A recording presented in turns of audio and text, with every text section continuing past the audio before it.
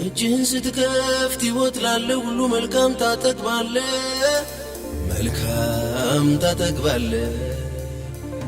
የሰራዊት ጌታ ቅዱስ እግዚአብሔር እንዴት ደግ አምላክ ነህ፣ እንዴት ደግ አምላክ ነህ። የእግዚአብሔር የአምላካችን ስም የተመሰገነ ይሁን። ሳምንታችሁ እንዴት ነበረ? ቆይታችሁ ጥሩ እንደነበረ ተስፋ አደርጋለሁ። እግዚአብሔር የተመሰገነ ይሁን። ዛሬም እንደገና በዚህም ተገኝታችሁ እንዲሁም ደግሞ በልዩ ልዩ ስፍራ ሆናችሁ ይህን የእግዚአብሔር ሐሳብ የምትከታተሉ በተለይ በማይለወጠው ለዋጭ ዙሪያ በቤተሰብ ጉዳይ ለትዳራችሁ እንዲሁም ለትውልድ ለቤተሰባችሁ እንዲሁም ደግሞ በቀጣይነት በዚህም አገልግሎት ላይ ሸክሙ ያላችሁ ሰዎች የሚጠቅሙ ሐሳቦችን በያላችሁበት የምትካፈሉበት መርሃ ግብር ነው። በዚህ ፕሮግራም ላይ ቤቶችን እንሰራለን። የታመሙ ቤቶችን ህመሞቻቸው ከየት እንደተነሱ ለህመሞቻቸው ደግሞ ፈውስ ሊሰጡ የሚችሉ የእግዚአብሔር ሐሳቦችን በጋራ የምንከፋፈልበት ደግሞ ከዛም ሲያልፍ ጥያቄዎቻችሁን ይዘን የምንቀርብበትና ክትትል የምናደርግበት ፕሮግራማችን ነው። ይሄ የማይለወጠው ለዋጭ የሚል ርዕስ ነው የሰጠነው። ታውቃላችሁ ምናልባት ዛሬ ገና እንደው ይሄንን መልእክት እንደው መስማት ወይም ደግሞ እዚህ ተገኝቶ ለመጀመሪያ ጊዜ እየሰማ ያለ ሰው ምንድነው የማይለወጠው እና ደግሞ ነው ለዋጩ የሚለውን ሐሳብ ለማብራራት ያክል የማይለወጠው ተቋሙ ነው። ተቋሙ የሚለወጥ ነገር አይደለም። ተቋሙ ነባር ነው፣ የሚኖር ነው። በሱ ውስጥ ግን የሚገቡት ሰዎች የሚለዋወጡ ናቸው። በእድሜ ይተካሉ፣ ይለወጣሉ፣ ፊዚካሊ ይለወጣሉ፣ ሐሳባቸው ይለወጣል፣ አቋማቸው ይለወጣል። ብዙ የሚለዋወጡ ሰዎች በዚህ በማይለወጠው ተቋም ውስጥ እየገቡ የሚኖሩበት በጣም ወሳኝ ተቋም ስለሆነ ይህን ተቋም ደግሞ እንደ ሀገር ነው እኛ ቤተክርስቲያን የምናየው። ትንሽዬ ነው ብለን አንንቀው። ምናልባት በሀገር ላይ ለውጥ ለማምጣት የምታስቡ ሰዎች እንኳን ብትኖሩ ሀገር ላይ ትልቅ ተጽዕኖ መፍጠር የምትፈልጉ ሰዎች፣ የሀገር ለውጥ በጣም የሚያሳስባችሁ፣ ሀገርን በጣም የምትወዱ ሰዎች ካላችሁ የሚነሳው ከዚህ ነው። ይሄንን የማትወዱት ከሆነ ሀገራችሁን መውደዳችሁ ጥያቄ ውስጥ ይገባል። ምክንያቱም ሀገሬን እወዳለሁ፣ ትዳርን ግን አልወድም፣ ሀገሬን እወዳለሁ፣ ቤተሰብን ግን አልወድም፣ ሀገሬን እወዳለሁ፣ ይህን ተቋም ግን ደስ አይለኝ የምንል ሰዎች ትርጉሙ ችግር አለበት፣ ወይም ደግሞ የገባችሁ ነገር ልክ አይደለም።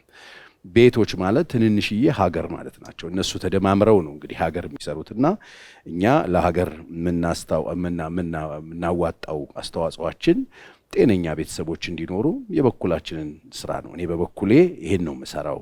ወንጌል ሰብካለሁ፣ ለቅዱሳን ሰዎች ጌታ ኢየሱስ ክርስቶስን የህይወታቸው ጌታ እንዲያደርጉት፣ እሱ ለህይወታቸው በህይወት ለመኖራቸው ለዘላለም ዋጋ እንዲያገኙ የራሱን አሳልፎ እንደሰጣቸው እነግራለሁ። ሰዎች ኢየሱስን ካገኙትና ከኖሩ በኋላ ደግሞ ይህንን የደቀ መዝሙር ህይወት ደግሞ እንዲኖሩ መልካም ምሳሌነት ያለው ለቤተሰባቸውም ለማህበረሰባቸውም ለሀገራቸውም ጠቃሚ እንዲሆኑ የሚያስገነዝቡ የእግዚአብሔር ሐሳቦችን በተከታታይ ላለፉት ብዙ ዓመታት እያስተማርኩ ነው የቆየሁትኝ። እዚህም ላይ እያነሳን ያለነው ሐሳቦች አሉ። በጣም አሁን በጣም የከበደ ዙሩ እየከረረ ነው ያለው። አንዳንድ ኮሜንቶች አይቻለሁ። እንደውም እናንተ ማስተማር ከጀመራችሁ ነው ፍቺ በጣም የጨመረው የሚል አስተሳሰብ ያላቸውም ሰዎች አይቻለሁ። በጣም የሚያሳዝን ነው። ማለት በጣም ብዙ ችግር ባለበት ቦታ ጤነኛ ሆናችሁ ስትወጡ ችግር የምትሆኑት እናንተ ናችሁ እና ይሄም አስተሳሰብ አለ። የተግዳሮቶቹ ምንድን ነው የሚመስሉት የሚለውን ሐሳብ ባለፈው ሳምንት አይተናል። ተግዳሮቶቹን አሁን ያለው የትዳር ተግዳሮት በጣም ሰፊ ሐሳቦች ናቸው የተነሱት።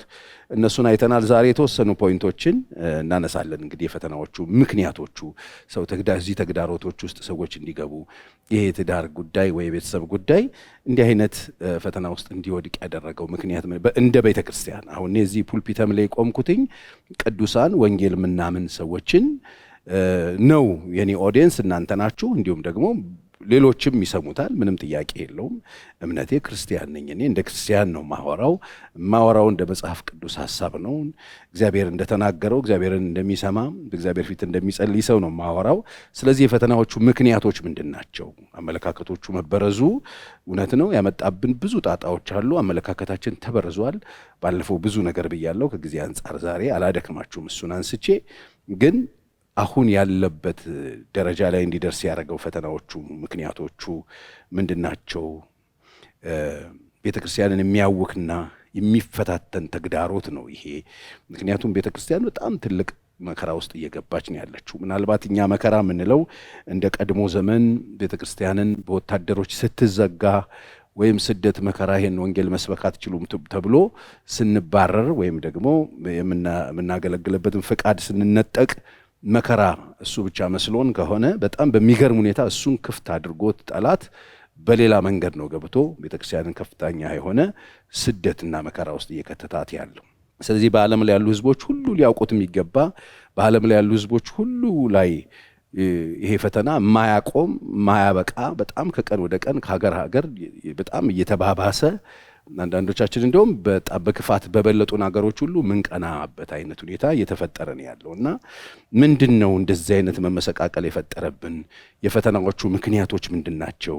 ቤተክርስቲያን በዚህ ልክ ስለ ጋብቻም ስለ ቤተሰብም ያላት ነገር እንዲበላሽ እንደገናም ደግሞ ቤተክርስቲያን አካባቢ ያሉ ቅዱሳን አካባቢ ያሉ የፍቺ ቁጥር መበራከቶች እንደዚህ አይነት በጣም የሚዘገንኑ ነገሮች መስማት እንድንሰማ የሆንበት ምክንያት ምንድነው የተባለ እንደው አንደኛ ከጥንት ጀምሮ እንደ እግዚአብሔር ቃል የተጻፈውን እግዚአብሔር መቼም ከዚህ በፊት ብዙ ጊዜ አንስቻለሁ ሰው ነፍስ ዕውቀት የሌለባት ትሆን ዘንድ መልካም አይደለም ነው የሚለው። ስለዚህ መጽሐፍ ቅዱስን በመጽሐፍ ቅዱስ ላይ የሰፈሩትን የእግዚአብሔር እውነቶች በአዲስ ኪዳን በነቢያትም ይሁን በሐዋርያት ዘመን የተሰጠውን ትምህርት ያንን ዋና ዋና የተባሉትን መጽሐፍ ቅዱስ ላይ የተቀመጡት እግዚአብሔር አስቀምጦልን ቱምቢያችንን እሱ ላይ ግድ የለሽ መሆን እሱ ሐሳብ መበረዙ የእግዚአብሔርን ሐሳብ በመሰለኝና ደሳለኝ አንዳንድ ሰዎች እንደፈለጉ ማድረግ ሲጀምሩ አንደኛው የችግሩ ምክንያት ይሆናል። የእግዚአብሔርን ቃል መሸቃቀጥ ስንጀምር የእግዚአብሔርን ቃል እንደ እግዚአብሔር ቃል ማየት ስናቆም ይሄ የእግዚአብሔርን ሐሳብ ተወት አድርገን የኛን ሐሳቦች ስንወትፍበት ምን ችግር አለው? ጋሽ እንትና ከተናገረ ምን ችግር አለው? ከሌጌታ ተናግሮኛል ብሎ ካስገባበት ይሄን ሐሳብ ብለን ይሄንን የእግዚአብሔር ቃል ለመሸቀጥ ስናስብ አንዱ እንደ ምክንያት ሊሆን ይችላል። ምክንያቱም መጽሐፍ ቅዱስ ከሚለው ነገር ውጪ የእግዚአብሔርን ሐሳብ ለማስተናገድ ስንፈልግ እኔ የሚመስለኝ እኔ ደስ እንደሚለኝ እኔ እንደሚሰማኝ እኔ እናቴ እንደነገረችኝ አባቴ እንደነገረኝ እኔ አንዳንድ መጽሐፎች ሳገላብጥ እንዳገኘሁት ምክንያቱም መጽሐፉ ሲገላበጥ ዞሮ መጽሐፉ ጀርባ እኮ ሰዎች አሉ የጻፉት ሰዎች አሉ እና የእግዚአብሔርን ሐሳብ የተሻለውን መጽሐፍ ቅዱስ እንግዲህ በነቢያትና በሐዋርያት መሰረት ላይ ነው የታነጻችሁት የሚለው የታነጽነው እዛ ላይ ነው ያለነው። ስለዚህ እነሱ ያላሉትን ማለት ስንጀምር እነሱ ያልሰጡንን ነገር መቀበል ስንጀምር እነሱ ማይኑትን ነገር ማለት ስንጀምር መጽሐፍ ቅዱስን ብቻ ደግሞ ብለን ኮስተር ብለን የምናምነው እሱን ብቻ ነው ብለናል። ግን እሱን ብቻ ይዘን በሱ ነገሮችን እያጠለልን አለመሄዳችን አንዱ የፈተና ምክንያት ሆኖ እናገኘዋለን። ቼክ አድርጉ። አሁን እኔ መጽሐፍ ቅዱስ ለምሳሌ ሚስት ከባሏ ጋር አትፋታ አትለያይ ይላል ይሄ እግዚአብሔር ቃል። ይሄ ችግር ዛሬ የመጣ ችግር እንዳይመስላችሁ። በቆሮንቶስ ቤተክርስቲያን ከነበሩት ያ ሁሉ ፈተናና ችግሮች በተለይ መጀመሪያው ቆሮንቶስ አንደኛ ቆሮንቶስን ጳውሎስ በሚጽፍበት ጊዜ ቤተክርስቲያን የነበረችበት ከባድ ፈተና ነበረ፣ ከባድ ችግር ነበረ። በዛ ፈተና ውስጥ በዛ አጣብቂኝ በዛ ጭንቅ ውስጥ በቤተሰብ ዙሪያ የነበሩ ሰልፎች በቤተሰብ ዙሪያ የነበሩ ፈተናዎች ብዙ ናቸው። ያው በጣም ሰፊ የሆኑ ችግሮች ተነስተዋል። የዝሙት ጥያቄ ነበረ፣ የጣዖት የተሰዋ የጥምቀት ጉዳይ፣ የትምህርት ያስተምሮት ጉዳይ፣ የልሳን ጉዳይ፣ ያንዳንዱ በጣም ብዙ ፈተና አለ። ከነዛ መካከል ደግሞ የጋብቻ ጉዳይ፣ የፍቺ ጉዳይ፣ የሚያምንና የማያምን ሰው ኑሮ ህይወት ጉዳይ፣ ትዳር እንዴት ይቀጥል እንዴት ይፍረስ የሚሉ ጥያቄዎች ሁሉ ነበሩ። ለነዛ ጥያቄዎች ሁሉ መልስ ሲሰጥ እንደዚህ ነው የተናገረው። ሚስት ከባሏ አትለያይ፣ ብትለያይ ግን ሳታገባ ትኑር ይላል። ለምሳሌ አትለያይ ከተለያየች ደግሞ ሳታገባ አሁን ይሄንን ሽቅጥ ስናደርገው ታገባለች ማለት ነው። ይሄ ሲሆን ደግሞ ሌላኛው ማህበረሰብ ይመለከትና በቃ እንትና ማረግ ከቻለች እኔ ለምን አላረግም፣ እንትና ማረግ ከቻለ ለምን እኔ አላረግም የሚል ነገር ጋር ያመጣናል። ከባድ ነገር እያወራው እንደሆነ አውቃለሁ። አሁን የፈተናዎቹ ምክንያት ባለፈው ሳምንት የፍቺው መበራከቱ በጣም ወረስት የሆነ ሰዎች ሞራል አልባ መሆናቸው በጣም የሚዘገኑ ነገሮች ማየት የቻልንበት እንድናይ የተገደድንበትና የገባንበት አዘቅት አንደኛው ነገር ከእግዚአብሔር ቃል መራቃችን ሃይ የሚለን መጥፋቱ ከእግዚአብሔር ቃል ጋር የተጣላና የተጣረሱ ሐሳቦችን ማስተናገድ መጀመሪያችን ከእግዚአብሔር ቃል ውጪ የተጻፉትን ነገሮች መጣስ ስንጀምር ነገሮች በጣም መስመር እየሳቱ ይመጣሉ። አትኑር ከዛ ወይም ከባሏ ጋር ትታረቅ ነው የሚለው። ቾይዙ ይሄ ነው። ወይ ሳታገባ ትኑር ወይ ትታረቅ ነው የሚለው። ዛሬ ስንት ሰው ነው ይሄንን የሚያስተናግደው? ስንቶቻችንን ይሄን ሐሳብ የምንገዛው? ከባልሽ ጋር ተጣልተሻል? አዎ በቃ አርፈሽ መቀመጥ ትችያለሽ ወይ መቀመጥ ትችላለህ ወይ ነው እንግዲህ። እንደ እግዚአብሔር ቃል እንኑር ከተባለ ይሄ እግዚአብሔር ቃል ነው ብለን ካመንን፣ አይ ማግባት ካላችሁ ደግሞ ታረቁ ነው የሚለው መጽሐፍ። ከባሏ ጋር ትታረቅ። ይሄ ለሚስትም ለሴትም ለወንድም ይሰራል። ለሴት ብቻ አይደለም ለወንድም ይሰራል። ትታረቅ። ባሏ ሚስቱን አይፍታት ብዬ የተጋቡትን አዛቸዋለሁ። እኔ ግን አላዝም ጌታ እንጂ። እንግዲህ ሐዋርያቶቹ ያስተማሩት ይሄንን ነው።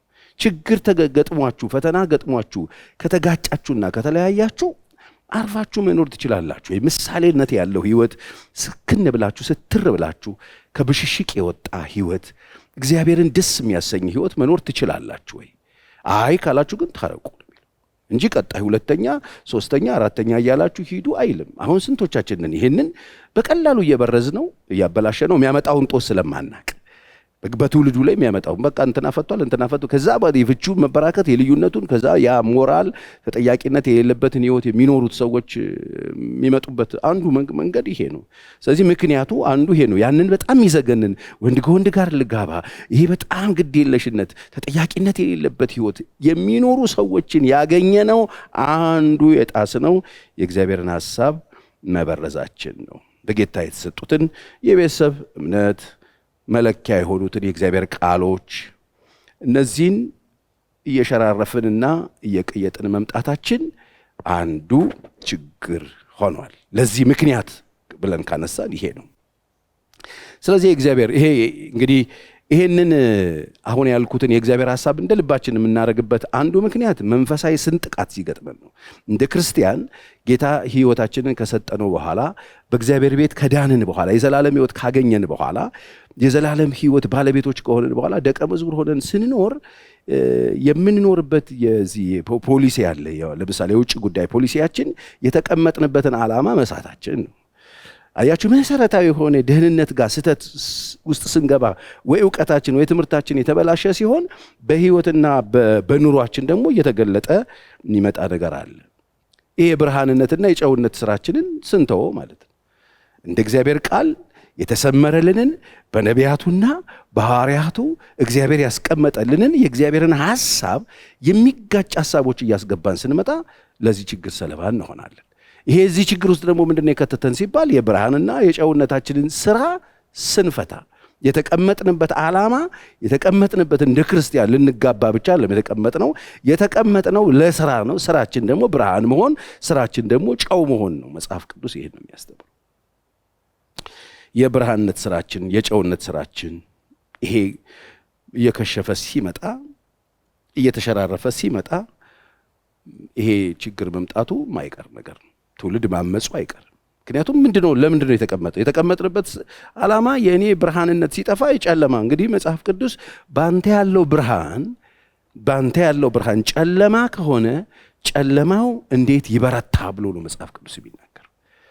አስቡት፣ ቤተ ክርስቲያን የተቀመጠችው ብርሃን ለመሆን ጨው ለመሆን ነው።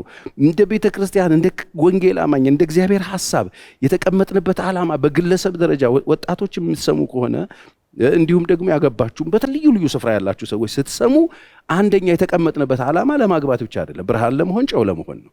ስለዚህ በስንጋባም በትዳራችን ጨውና ብርሃን የመሆን ስራ ነው ያለብን። ለትውልድ ምሳሌ ባለፈው ነግሬያችኋለሁ።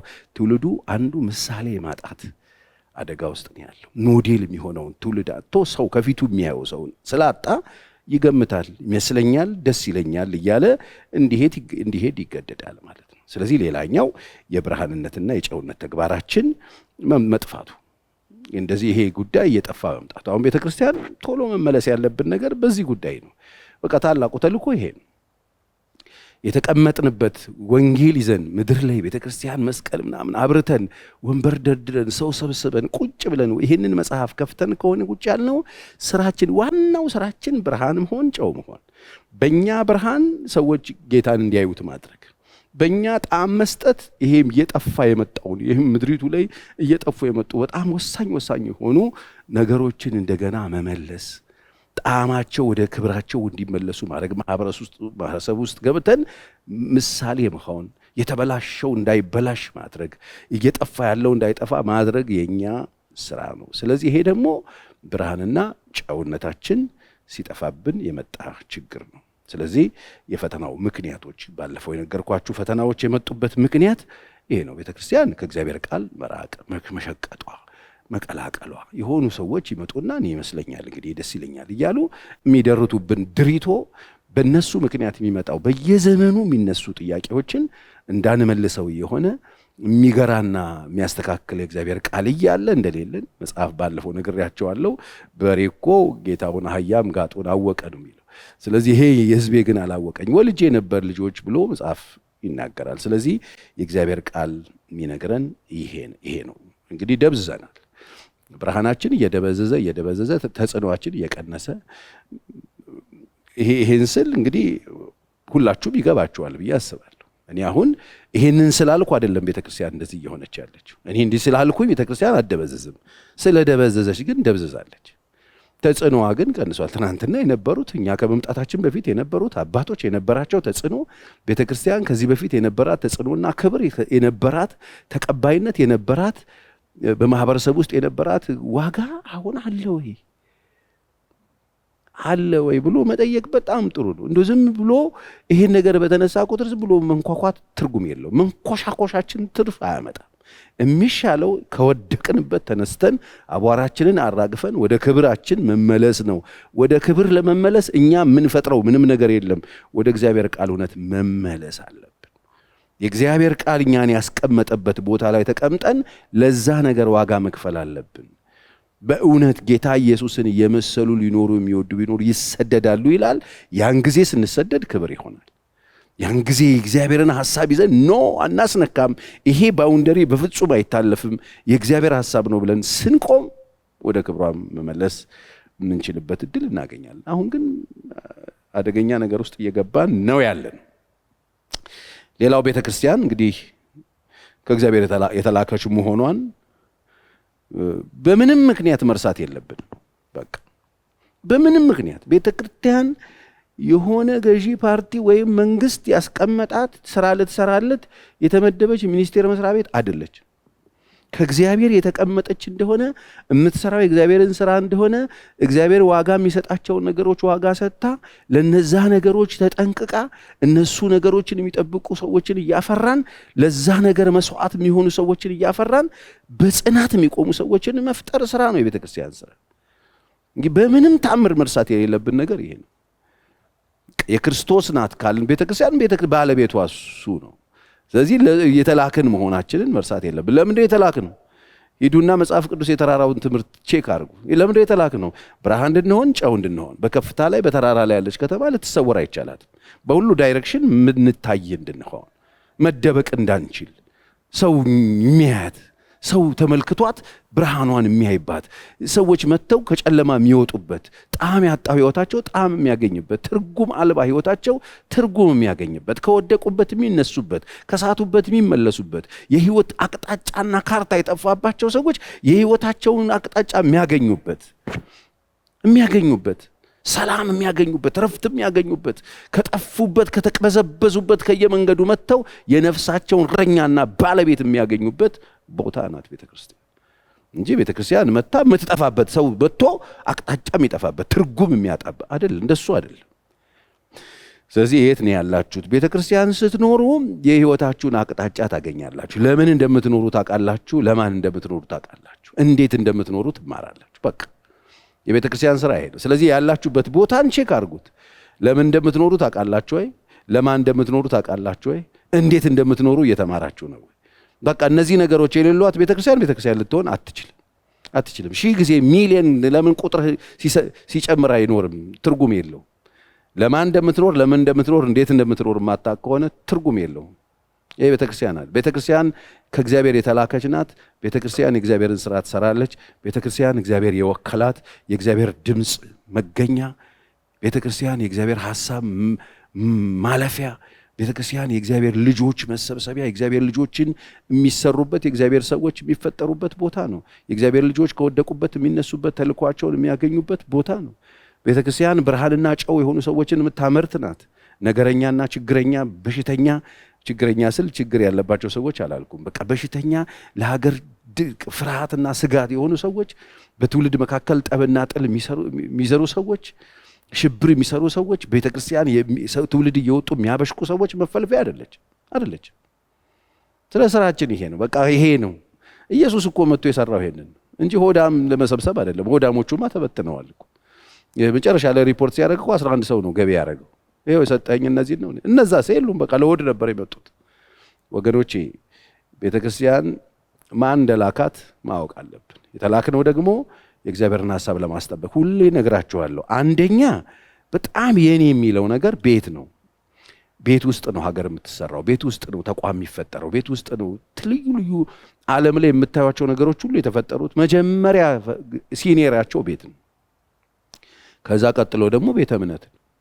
በእነዚህ ሁለት ጉዳዮች ላይ አንፎርሽ። ሁሉ ነገር ከጠፋብን እንጠፋለን እንጂ እነዚህ ሁለት ነገር ናቸው ዋና ብለን ነው እኛ የጳፍራ ክርስቶስ ቤተክርስቲያን የምናምነው። ቤትና ቤተሰብ፣ ቤትና ቤተክርስቲያን አለቀ።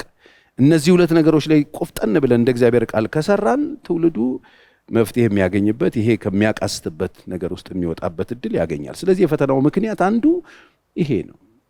የመጣንበትን ምክንያት አለማወቅ፣ ተልኳችንን አለመረዳት፣ ማንነታችንን ከቀን ወደ ቀን እየቀዘቀዘ መጥፋቱ፣ ቤተክርስቲያን የመጣንበት ዓላማና ትርጉሙ መጥፋቱ፣ ከዛ ከላከን ሐሳብ ወጥተን ሌሎች የሚልኩን የሌሎችን ሰዎች ፈቃድና አገልግሎት ለመስጠት ስንሯሯጥ እንገኛለን። ወይ ወጥቶልን የፓርቲ አባል አልሆንን፣ አንድያችንን የሚሻለው እኮ እሱ ነው። አንዴ ወጥተን ምንም ችግር የለውም የሆነ ፓርቲ አባል መሆን። ግን ቤተክርስቲያን ብለን መጽሐፍ ቅዱስ ይዘን በፍጹም አይቻልም። ቤተክርስቲያን ከመጣችሁ የምትሰሙት የእግዚአብሔርን ሐሳብ ነው። የእግዚአብሔር ሐሳብ ምንድን ነው? የእግዚአብሔር ሐሳብ ይኸው ልጁ ኢየሱስ ክርስቶስ። የእግዚአብሔር ሐሳብ ዓለም በልጁ እንዲድንለት። የእግዚአብሔር ሐሳብ ሰዎች ከእግዚአብሔር ጋር ከታረቁ ከሰው ጋር ታርቀው እንዲኖሩ ነው። ሰውን ሁሉ ከሰው ሳይለዩ እንደ እግዚአብሔር ሐሳብ የሰውን ዋጋ አውቀው ሰውን እያከበሩ ለሰው ሁሉ እኩል ዋጋ የሰጠ አምላክ እንዳለ አውቀው የሚኖሩበት ቦታ ነው እንጂ አንዱን ጥሎ አንዱን አንጠልጥሎ የሚሮጥበት ቦታ አይደለም።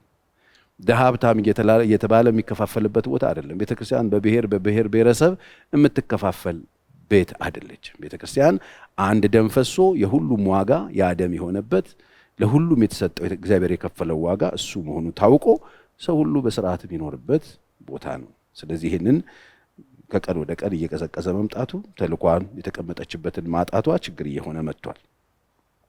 ስለዚህ ይህንን ከራሳችን ዓለም ጋር አብረን አምጥተን ትደመራለች። ይሄንን ማናረክ ከሆነ የኛ ዓለም ውስጥ አምጥተን እንከታታለን። ከዛ የኛን ዓለም መስላ ቁጭ ትላለች። እኛ መተን እሱ ዓለም ውስጥ እንገባለን እንጂ አምጥተን እኛ ዓለም ውስጥ ቤተክርስቲያንን የምንከታት ከሆነ ዞሮ ዞሮ መፍትሄ የሌለው የጭቃ ሩጫ ነው የሚሆንብን። ስለዚህ ዛሬ ቤተክርስቲያን መፍትሄ ናት ወይስ ራሷ ችግር ናት? እንደ ሀገር እንደ መንግስት ይሄንን መንግስት ነው የሚያውቀው። መፍትሄ መሆን ያለብን ሰዎች ስጋት ነን ወይንስ የሆነ ጭንቀት ነን ወይስ ሰላም ነን፣ ረፍት ነን፣ ጤና ነን፣ በሽታ ነን? እሱን ቼክ ማድረግ ጥሩ ነው። ስለዚህ እኛ የሀገር ስጋት መሆን አለብን ብዬ አላስብም። የሀገር ስጋት የነበርኩበት ጊዜ ከጌታ ቤት ውጪ በነበርኩበት ጊዜ ምበላው፣ ምጠጣው፣ ምለብሰው፣ ምኖረው ኑሮ እንደዛ አድርጎኝ ስጋት ነበርኩ። ለኃላፊ አግዳሚ ስጋት ሆኜ አውቃለሁ። እኔ አሁን ክርስቶስ የእግዚአብሔር ልጅ ሕይወት የጌታ ካደረግኩ በኋላ ግን ስጋት አይደለሁም።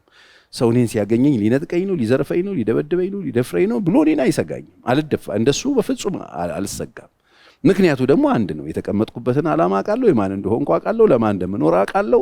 ይሄ ነው መሆን ያለበት። ዛሬ ግን ስንቶቻችን ለመስሪያ ቤቶች ስጋት ነን፣ ለቤተሰብ ስጋት ነን፣ ለመንደራችን ስጋት ነን፣ ለአካባቢያችን ለምንኖርበት ሰፈርና ቀበሌ ስጋት ሆነን እየኖርን ነው። ይሄ እየወደቀን የመጣንበት አሁን ባለፈው የነገርኳችሁ ምክንያቶች፣ እነዛ ሁሉ ሰፊ የሆኑ ምክንያቶች ከየት መጡ ከተባለ ከዚህ ውስጥ የተቀመጥንበትን ነገር መዘንጋታችን። ምን ያህል ቤተክርስቲያን ለቤተሰብና ለተልእኮ ዋጋ እየሰጠች ነው? ቅድም እንዳልኩት ይሄንን ቼክ እናድርግ እስቲ። አሁን ዛሬ ቤተክርስቲያንን የምንመራ በቤተክርስቲያን በልዩ ልዩ አገልግሎት ውስጥ ያለን የእግዚአብሔር ሥራ በጣም ውስጣችን ሸክም የሆነብን ሰዎች ምን ያህል ለዚህ ነገር እየሰራን ነው? ለተልኳ ለቤተሰብ እግዚአብሔር ለሰጠን ነገር ምን ያህል ኮንሰርን ኖሮን በዚህ ነገር ላይ ምን ያህል ዋጋ ከሰጠን እየሰራን ነው? እግዚአብሔር ዋጋ የሚሰጠውን ነገር ምን ያህል ዋጋ እየሰጠን ነው ብለን መጠየቅ አለብን።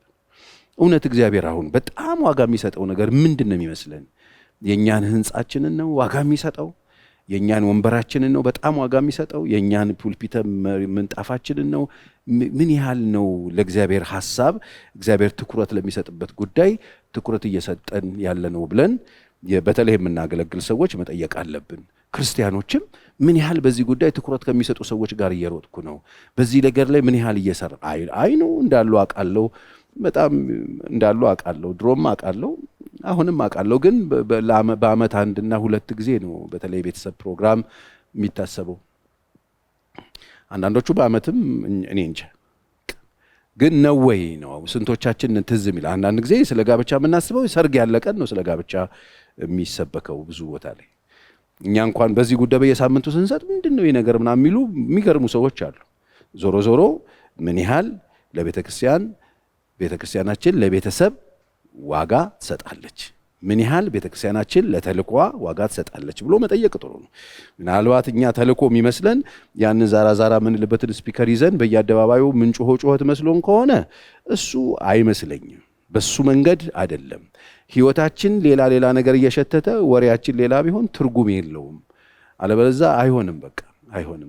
ምንለፈልፈውና በምንለፈልፈውን ነገር በምንኖረው እያበላሸን፣ በምንለፈልፈውን ነገር በቤተሰባችን እያበላሸን፣ በዕለት ተዕለት እንቅስቃሴያችን በምንሰማራባቸው በየመስሪያ ቤቶቻችን እያበላሸን ተልኮ ላይ ነን ብለን ስንጮ ብንል ትርጉም የለውም። ስለዚህ ለቤተሰብና ለተልኳችን ምን ያህል ዋጋ እየሰጠን ነው? በምሳሌነት እየኖርን ነው? አሁን ብዙ ምንጮህበት ጊዜ ያለ አይመስለኝም። ምክንያቱም አሁን የአድማጮቻችን ዘመን ስላልሆነ የተመልካቾቻችን ዘመን ነው። ተመልካቾቻችን ባጭሩ ይሄው የምናሳየው ብለን የምናሳይበት እንጂ የምንለፈልፍበት ጊዜ አይደለም። በጣም ብዙ ተለፍልፎ ትርጉም እያጣ እየቀጠነ መጥቶ፣ ምክንያቱም የለፈለፍነውን በህይወታችን ስለምናጠፍ ለፍልፈን ያመጣናቸውን በህይወታችን እየገደልን ስለሆነ። ታስታውሳላችሁ አንድ የእግዚአብሔር ቃል አለ። ጊሹር አቢሴሎም አምኖንን ከገደለው በኋላ ወደ ጊሹር ሄዶ 2 ዓመት ተቀመጠ ይላል። እና በቃ ወደ ቤተሰብ መምጣት ፈልጎ ከዛ ኢዮአብ እንዲያስታርቀው ያደረገው ኢዮአብ ነው። ኢዮአብ በጣም የሚገርም አይነት ጥበብ ያቺን እናት ጥቁር አስለብሶ እዛ ውስጥ አልገባም፣ ግን ኢዮአብ ነው አስታራቂ ሆኖ ከጊሹር መጥቶ እንዲኖር ያደረገው። በጣም ነው የሚገርመኝ።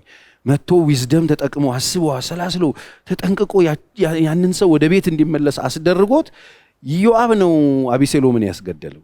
የሚገርመው ራሱ አምጥቶት ራሱ ገደለው። ዛሬ በጣም ብዙ ሰዎች ወደ እግዚአብሔር ቤት ለፍልፈን ያመጣናቸውን በህይወታችን ገለናቸው።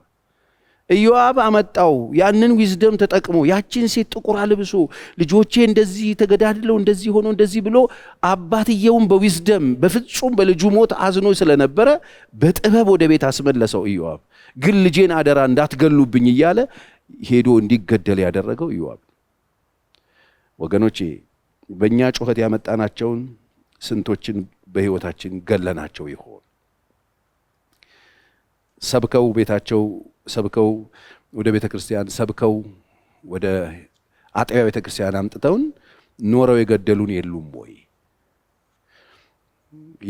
እኔ ስለገጠመኝ ነው። እኔ ወንጌል ሰብከውልኝ አይደለም ሲጀመር ወደ ጌታ ቤት የመጣሁት። ጌታ በጣም በሚገርም ተአምራት እኔ ወደ እግዚአብሔር ቤት ስመጣ የገባኝ የሚያነቡ የሚጸልዩ ለሱሰኞች ለችግር ውስጥ ላሉ የሚያነቡና በእግዚአብሔር ፊት የሚማልዱ ሰዎች ነበሩ። ስመጣ ኦኬ የነዚህ ሰዎች ጸሎት ነው ያመጣኝ ነው ያልኩት። የሚጸልዩ ሰዎች አሉ። ስለማያውቋቸው ሰዎች በጸሎት እንደመጣው አውቃለሁ። እግዚአብሔር ጸሎታቸውን ሰምቶ ልክ እንደ ጴጥሮስ እዛ እስር ቤት ሆኖ እዛ እነ ማርቆስ ቤት ተጸልዮ ጴጥሮስን ያ ጸሎት አስፈትቶ ይዞላቸው እንደመጣ ማለት ነው።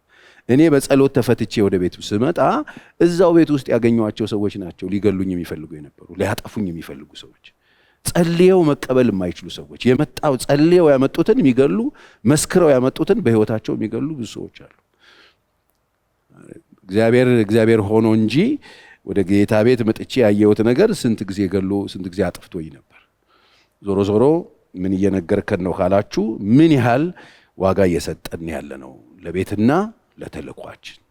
ተልኳችን ትርጉም እንዲኖረው ዋጋ እየሰጠን እየጸለይን እየሰራን ያለነውን ነገር በተለይ በልዩ ልዩ ስፍራ ሆናችሁ የምትሰሙኝ ቤተክርስቲያን የምታገለግሉ የኔ ቢጤ አገልጋዮች ቆም ብሉና አስቡት። ተልኳችን የቤተክርስቲያን ተልኮን ምን ያህል እየተወጣው ነው? ስለ ቤተሰብ ምን ያህል ዋጋ ሰጥቼ እየሰራው ነው? ስለ ቤተሰብ የእግዚአብሔር ቃልስ ምን ያህል ዋጋ ይሰጠዋል ብላችሁ ጠይቁ። ምን ያህል እየሰራችሁ እንደሆነ በሱ ማየት ትችላላችሁ። እንግዲህ ይሄንን ካልኩኝ የተወሰኑ የእግዚአብሔር ቃል ጥቅሶችን ላንብብላችሁ። ለምሳሌ ቅድም እንዳነበብኩት አንደኛ ቆሮንቶስ ምዕራፍ 7 ላይ የሚናገረው የእግዚአብሔር ሐሳብ ይሄ ነው። ይሄንን ነው የእግዚአብሔር ቃል የሚናገረው። ቶሎ ቶሎ ብዬ ላንብብላችሁ። ለጸሎት ትተጉ ዘንድ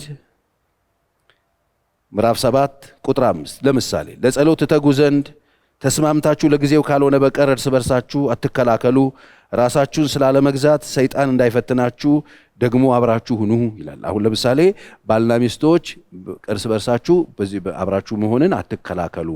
ለጸሎት ደግሞ የምታስቡ ከሆነ እንኳን የኔ ውስጤ ጸሎት አለ ብላችሁ የፈለጋችሁትን ማድረግ ተስማምታችሁ ካልሆነ ምንም ነገር ማድረግ አትችሉም ይላል። አንዱ የእግዚአብሔር ቃል ይሄንን እያዘዘ ከዚህ ውጭ የምትሄዱ ሰዎች የእግዚአብሔርን ቃል እየጣሳችሁ ነው። ቤታችሁ ውስጥ መከራና ችግር እያመጣችሁ ነው። ሌላው የመጽሐፍ ቅዱስ ቃል የእግዚአብሔር ቃል በዘፍጥረት ምዕራፍ 2 ቁጥር 24 ላይ ብዙ ጊዜ ሳጋባ አነበዋለሁ። ስለዚህ ሰው አባቱና እናቱን ይተዋል፣ በሚስቱም ይጣበቃል፣ ሁለቱም አንድ ስጋ ይሆናሉ ነው የሚለው። እንደ ሁለቱን አንድ ስጋ ናቸው እያለን ነው የእግዚአብሔር ቃል። ስለዚህ ሁለቱን አንድ ስጋ ናቸው ብለን እያሰብን ነው ወይ? ስንቶቻችን እየከፋፈልን አይደለም ወይ ባልና ሚስቶችን የምናየው? ወላጆች፣ እህቶች፣ ወንድሞች በወንድሞቻችሁ ትዳር ውስጥ ስትገቡ ባልና ሚስትን እየከፋፈላችሁ አይደለም። መጽሐፍ ቅዱስ ሁለቱ አንድ ናቸው ያለ ነው። ለምሳሌ ይሄንን የእግዚአብሔር ቃል ስንቶቻችን አክብረን እንይዘዋለን? ስለዚህ ቤት ነው የሚለው። እኔ ኢያሱ በጣም ደስ ይለኛል። የዛኔ ከነዓን ከገቡ በኋላ ትውልዱ ከገባ በኋላ ልክ እግዚአብሔር ያለውን እጁ ካገባ በኋላ ከእግዚአብሔር ትቶ የአሞራውያን አማልክት ማምለክ ሲጀምሩ እኔና ቤቴ ግን እግዚአብሔር እናመልካለን ያለው። እኔና ቤቴ እግዚአብሔር እናመልክ። ስንቶቻችሁ ናችሁ ዓለም ሁሉ የሆነ ነገር ቢሆን እናንተና ቤታችሁ የምትተርፉት? እናንተና ለቤታችሁ ዋጋ የምትሰጡት? ሰው ሁሉ ከፈለጋችሁ ደስ ያላችሁ ሂዱና አድርጉ ነው ያለው ኢያሱ ምዕራፍ 24:15 ላይ። እግዚአብሔርን ማምለክ ክፉ መስሎ ቢታያችሁ አባቶቻችሁ በወንዝ ማዶ ሳሉ ያመለኳቸውን አማልክት ወይም በምድራቸው ያላችሁበትን የአሞራውያንን አማልክት ታመልኩ እንደሆነ የምታመልኩትን ዛሬ ምረጡ፣ እኔና ቤቴ ግን አለቀ። ስለዚህ ዛሬ ቤተክርስቲያን ያለን ቅዱሳን እኔና ቤቴ ግን ማለት አለብን። ኢያሱ ያለው የእግዚአብሔር ሰው ነው። እግዚአብሔር የተናገረው ተስፋ ምድር ገብተዋል። እኔና ቤቴ ግን እግዚአብሔርን እናመልካለን። ወገኖቼ እኔና ቤቴ ግን እግዚአብሔርን እናመልካለን እንድንል እግዚአብሔር ይርዳል። ትውልድ ሁሉ የፈለገውን ሊያደርግ ይችላል። እኔና ቤቴ ግን ፈቃዱን፣ ቃሉን፣ የእግዚአብሔርን ሐሳብ እንጠብቃለን ማለት አለብን። እኔና ቤቴ ግን እንጠብቃለን። ዓለም ሁሉ ቢያጠፋው፣ ዓለም ሁሉ ዋጋ ቢነሳው፣ ዓለም ሁሉ ክብር ቢነሳው እኔና ቤቴ ግን ማለት አለብን እግዚአብሔር የሚያከብረው ስለሆነ። ዕብራውያን 13:4 ምን ይላል? መጋባት በሁሉ ዘንድ ክቡር፣ መኝታውም ንጹሕ ይሁን፣ ሴሰኞችና አመንዝሮችን ግን እግዚአብሔር ይፈርድባቸዋል ይላል። ስንቶቻችንን ይህንን የእግዚአብሔር ቃል እንደ እግዚአብሔር ቃል አምነን ተቀብለን ሴሰኝነትና አመንዝራነትን እግዚአብሔር እንደሚፈርድበት ምናምን እግዚአብሔር የሚያከብረውን ነገር እናከብራለን ወይ? የእግዚአብሔር ቃል ይሄን ነው የሚለው። ስለዚህ ስለ ቤተሰብ፣ ስለ ትዳር ስናስብ እግዚአብሔር በጣም የሚያከብረው መጋባት በሁሉ ዘንድ በሴት በወንድ በነጭ በጥቁር በተማረ ባልተማረ በገጠሬ በከተማው በሁሉም ዘንድ ክቡር ይሁን፣ መኝታው ደግሞ ንጹሕ ይሁን ይላል። እንግዲህ ኤፌሶን ምዕራፍ 5 ሄዳችሁ ምዕራፍ 5 ቁጥር 21 በተለይ እያንዳንዳችሁ በክርስቶስ ፍርሃት የተገዛችሁን ሚስቶች ሆይ ለጌታ እንደምትገዙ ለባሎቻችሁ ተገዙ። ክርስቶስ ደግሞ ቤተክርስቲያን ራስ እንደሆነ እርሱም አካሉ የሚያድን እንደሆነ ባል የሚስቱ ራስ ነውና፣ ዳሩ ግን ቤተክርስቲያን ለክርስቶስ እንደምትገዛ ቤተክርስቲያን ለማን? ለክርስቶስ እንደምትገዛ። አይገርምም? እንደምትገዛ ሚስቶች ደግሞ ለባሎቻቸው ይገዙ። ባሎች ወይ ክርስቶስ ደግሞ ቤተክርስቲያንን እንደወደዳት ሚስቶቻችሁን ውደዱ። ውሃ መታጠብና ከቃሉ ጋር አንጽቶ እንዲቀድሳት ስለ እርሷ ራሱን አሳልፎ ሰጠ። እድፈት ወይም የፊት መጨማደድ ወይም እንዲህ ያለ ነገር ሳይሆንባት ቅድስትና ያለ ነውር ትሆን ዘንድ ክብርት የሆነችውን ቤተክርስቲያን ለራሱ እንዲያቀርብ ፈለገ። እንዲሁም ባሎች ደግሞ እንደገዛ ስጋቸው አድርገው የገዛ ሚስቶቻቸውን ሊወዷቸው ይገባቸዋል። የአካሉ ብልቶች ስለሆንን ክርስቶስ ደግሞ ለቤተ ክርስቲያን እንዳደረገላት ይመግበዋል፣ ይንከባከበዋል። ስለዚህ ሰው አባትና እናቱን ይተዋል፣ ከሚስቱም ጋር ይተባበራል፣ ሁለቱም አንድ ሥጋ ይሆናሉ። የሚስጥር ታላቅ ነው። እኔ ግን ይህን ስለ ክርስቶስና ስለ ቤተ ክርስቲያን እላለሁ። ምን ያህል ጥልቅ ሚስጥር እንደሆነ ቤትና ቤተክርስቲያን እንዴት እንዳያያዛቸው ይነግረናል። ሆኖም ከናንተ እያንዳንዱ የገዛ ሚስቱን እንዲሁ እንደራሱ አድርጎ የወደዳት ሚስትን ባሏን ይሄ እግዚአብሔር ቃል ነው ትፍራ ብሎ ይናገራል። አሁን ወደ እግዚአብሔር ቃል እንመለስ። እንግዲህ የነቢያቱም የሐዋርያቱም ትምህርት ይሄ ነው። ስለ እግዚአብሔር ቃል ወደ እግዚአብሔር ቃል መመለስ አለብን። ስለዚህ የእግዚአብሔር ቃል ስለ ቤተሰብ፣ የእግዚአብሔር ቃል ስለ ኑሮ፣ የእግዚአብሔር ቃል ስለ ትዳር፣ የእግዚአብሔር ቃል ስለ አብሮነታችን ምንድነው የሚናገረው? ይሄንን ነው የሚናገረው። በቤታችን ውስጥ ልጆች እንዴት እንደምናሳድግ ሁሉ ይነግረናል። ልጆች ሆይ ወላጆቻችሁ ተገዙ። ለምን ሲባል ይህ የሚገባ ነውና። እንግዲህ በቤት ውስጥ ስላለ ነገር ስለ ልጆች ወላጆቻቸው እንዴት መታዘዝ እንዳለባቸው፣ መልካም እንዲሆን እድሜህም የእድሜ ማራዘሚያ እንደሆነ ለልጆች ተሰጥቷል፣ ለሚስቶች ተሰጥቷል፣ ለባሎች ተሰጥቷል፣ ቤት ውስጥ ለሚያገለግሉ ሰዎች ተሰጥቷል። እንደገና ለአባቶች ድጋሚ ሌላ ኃላፊነት ሰጥቶ መጽሐፍ ቅዱስ ያስቀመጠው ብዙ ነገር አለ። ለዚህ ነው አንደኛ ጢሞቴዎስ ምዕራፍ 3ም እየጠየቀችም ለጥቅስ ላብብላችሁና ጨርሳለሁ። ምዕራፍ 3 ቁጥር 4 እና 5ም አንደኛ ጢሞቴዎስ ልጆች በጭምትነት ሁሉ እየገዛ የራሱን ቤት በመልካም የሚያስተዳድር ሰው ግን የራሱን ቤት እንዲያስተዳድር ባያውቅ የእግዚአብሔርን ቤተክርስቲያን እንዴት ይጠብቃታል ብሎ ቤተክርስቲያን ውስጥ ያሉ ሰዎችና ቤተክርስቲያን እንጠብቃለን፣ እኛ መካቴዎች ነን፣ እኛ ጠበቆች ነን፣ እኛ የቤተክርስቲያን አለንላት አለኝታዋን የምንል ሰዎች የራሱን ቤት ካልጠበቀ እንዴት የቤተክርስቲያን ይጠብቃል ይላል። እንግዲህ ለመካቴውም እኮ ይህንን ለመጠበቅም እኮ ይሄ ያስፈልጋል። መጀመሪያ ቤትህን ጠብቅ፣ መጀመሪያ ትዳርህን ጠብቅ፣ ልጆችህን ጠብቅ ብሎ መጽሐፍ ቅዱስ ይናገራል። እንግዲህ ወደ እግዚአብሔር ቃል መጽሐፍ ቅዱስ ምን ይላል ካልን መጽሐፍ ቅዱስ እንዴት ሲሪየስ እንዳደረገው ጉዳዩን ነው የሚያሳየን። ቤትና ቤተሰብ ልጆችን እንዴት ሲሪየስ እንደሆነ ይናገራል። እንግዲህ ለሽምግልናም ቢሆን አንደኛ ጢሞቴዎስ 5:17 በመልካም የሚያስተዳድሩ ሽማግሌዎች ይልቁንም በመስበክ በማስተማር የሚደክሙ እጥፍ ክብር ይገባቸዋል እያለ ይቀጥላል። ክብርም እንግዲህ ለማስተማር የሚደክሙ ሰዎች አሁን እንዲያስተምሩ የእግዚአብሔርን ቤት ለመጠበቅ የሚሄዱ ሰዎች ምን ማድረግ እንዳለባቸው፣ ያን ሚስት ማለት እንዳለባቸው፣ ልጆቻቸውን በመልካም ማስተዳደር እንዳለባቸው ይነግረንና ከዛ ደግሞ እጥፍ ክብር ደግሞ እነሱ ይገባቸዋል ብሎ እንዴት አድርገን አክብረን መኖር እንዳለብን ራሱ እነዚህን ሽማግሌዎች ይነግረናል።